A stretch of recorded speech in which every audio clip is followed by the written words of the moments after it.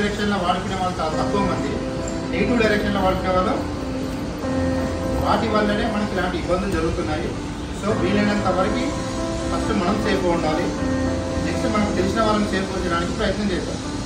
మీకు ఎక్కడైనా ఇబ్బంది జరిగినా కూడా ఏదైనా చిన్న ఇబ్బందికరంగా అనిపిస్తుంది అనుకోండి, ఏమన్నా చుట్టుపక్కల మనం ఏమంటే బస్సులో వెళ్ళేటప్పుడైనా సరే, బస్ స్టాప్లో ఉండేటప్పుడైనా సరే, గాంధీ వేలో వచ్చినప్పుడైనా సరే, ఎక్కడైనా మనం ఇబ్బంది అనిపిస్తే మీకు దగ్గరగా ఉన్నటువంటి మీ పేరెంట్స్ మూవ్మెంట్ పడకుండా భయపడకుండా చెప్పేటట్టు ధైర్యంగా ఉంది. మీ ఫ్రెండ్స్ మనకంటూ ఒక బెస్టీస్ ఉంటాడు కదా, అది మదరే కావచ్చు, ఫాదరే కావచ్చు, మీ ఫ్రెండ్సే కావచ్చు, లేదు అనుకుంటే మన టీచర్లే కావచ్చు.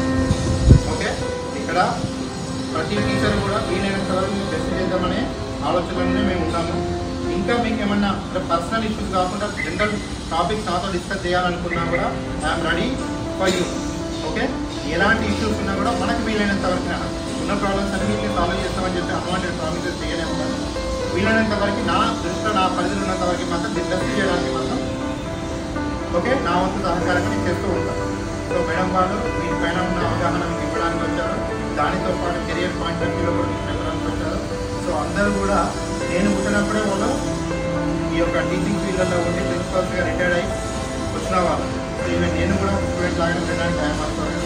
సో మీరు కూడా వీలైతే ఓన్లీ ఒక కిలోతో మీరు అక్కడనే వదిలేయకుండా ఇంట్రాక్షన్ కావడానికి ప్రయత్నం చేయండి.